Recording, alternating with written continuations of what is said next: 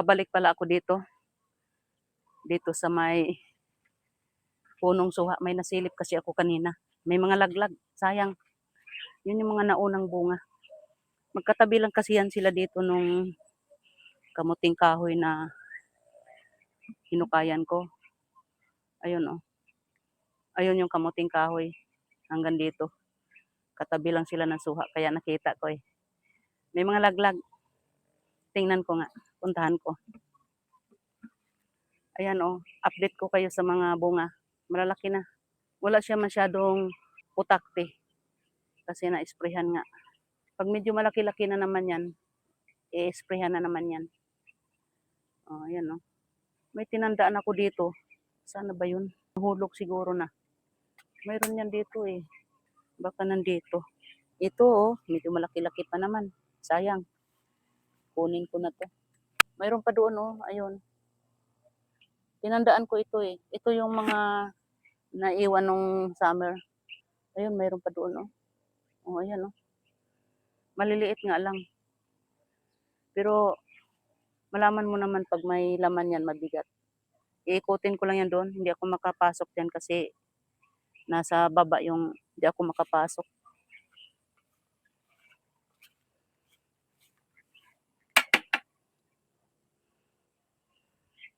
O ito pa yung isa kong tinandaan.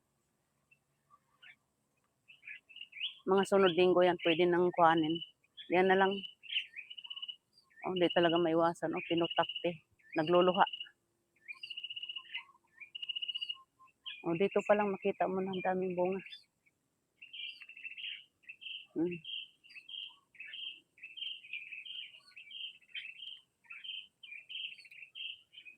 Pero kunin ko yung mga nahulog. O, ito nga oh. Ayan. Pero ito oh, may tama.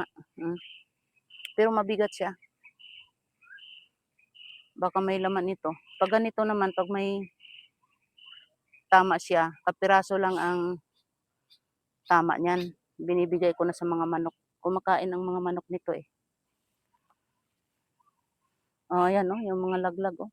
Hindi talaga maiwasan.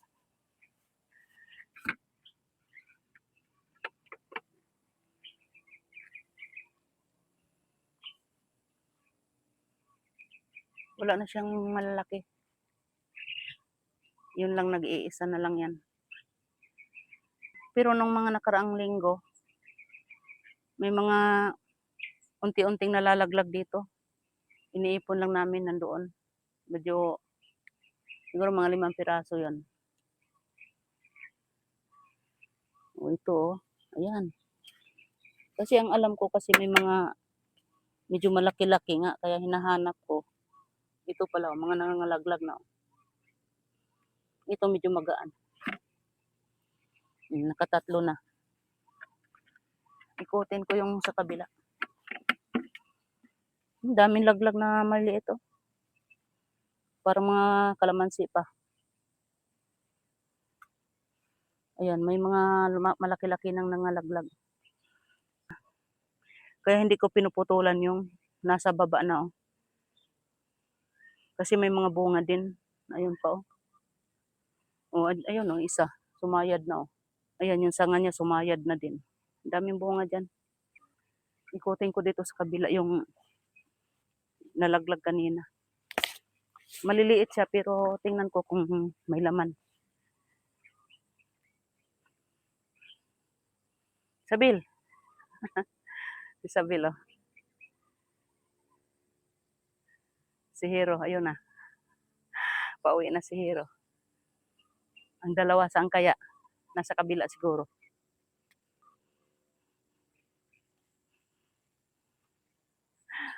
Oh, nakahalos isang timba din. Oh. Mayroon pang ako doon sa taas. Mamaya. Pilian ko na ito. Tara na. Sabil.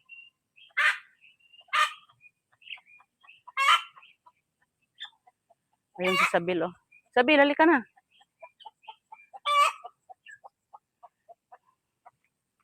Lumabas yung inahin naming naglimlim. Parang basa yata. Agoy, basa siguro ay. Tingnan ko nga.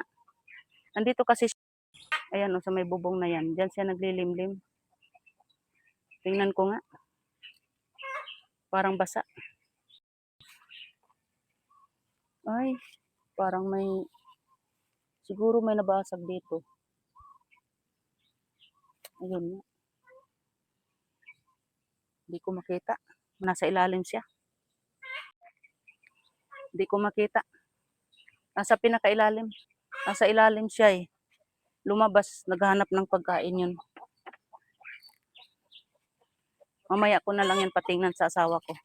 Ayan, putak ng putak. Mga ano yan, mga Rhode Island na manok. Yun yung mga lahi nung kinakatay namin.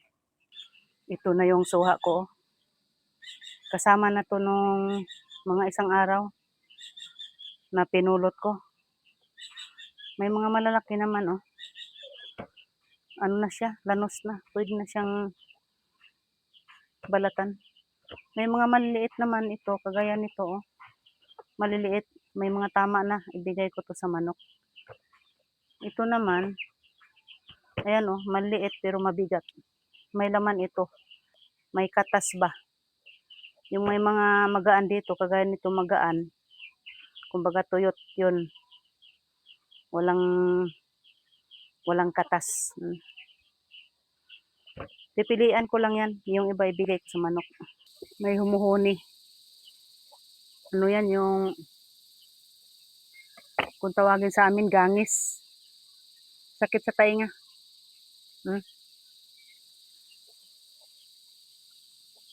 Ito mabigat. I-try ko siya pag bukas. Kaya lang may tama na siya.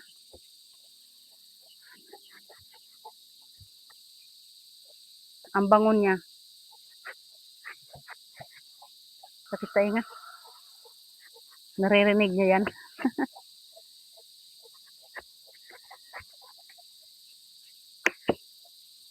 Ayan, may sira oh.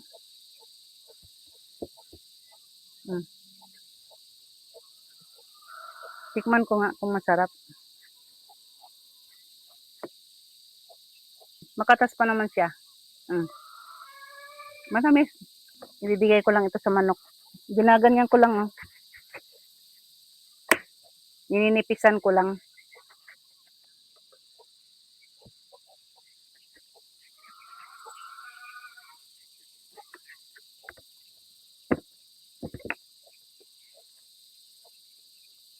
Balatan ko itong medyo malaki-laki.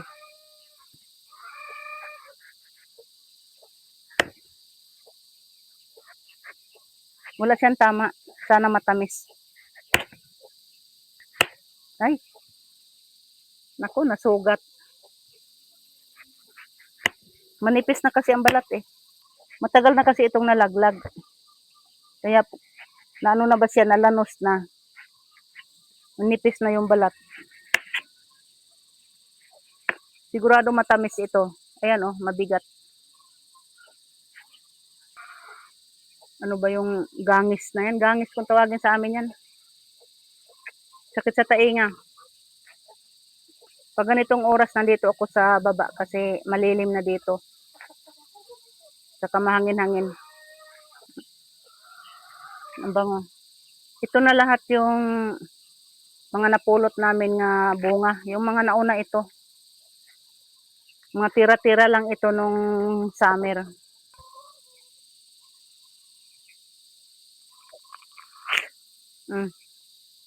Ang ganda.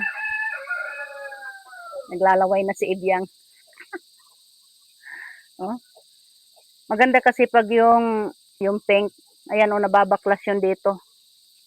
Meron kasi kaming isang puno dyan na puti. Puti ang laman. Hindi siya nababaklas yung likod niya. Saka ano siya yung hindi siya matamis. Matamis siya na maasim-asim. Sige man na.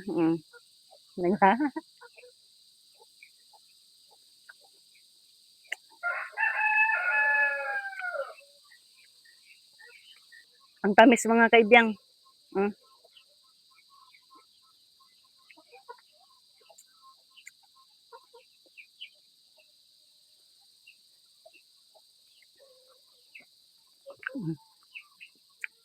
Mayroon pa malaki-laki dito. Napakasarap mga kaibyang. Napaka-juicy. Mm.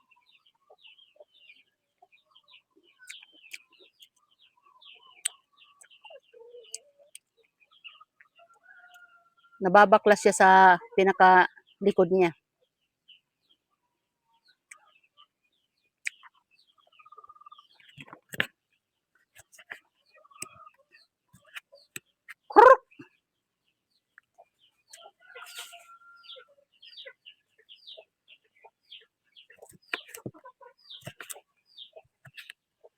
Hmm.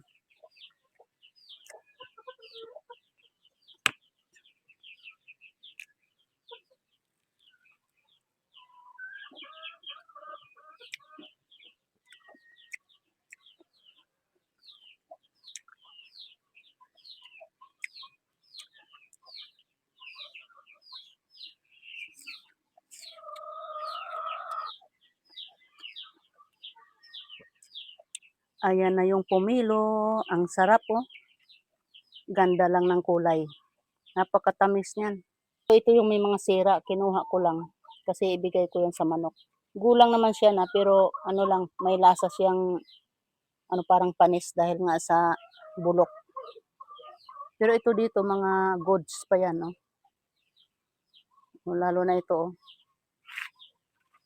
Pulang-pula. Napakatamis niyan. Ayan, itry ko na ito pakain sa mga manok. Balik-balikan lang nila yan. Nung una, ayaw pa nila. Parang nibago ba sila. Pero pag matagalan yan, ayan, oh, yung mga inahin kumain na. Kahit yung baby, malakas kumain ito.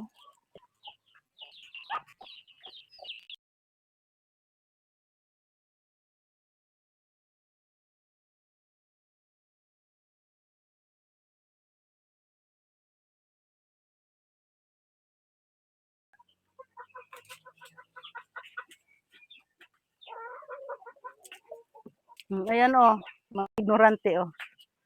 Mamaya yan, kakain yan. Oh, yung lalaking ang barako, kumain, oh.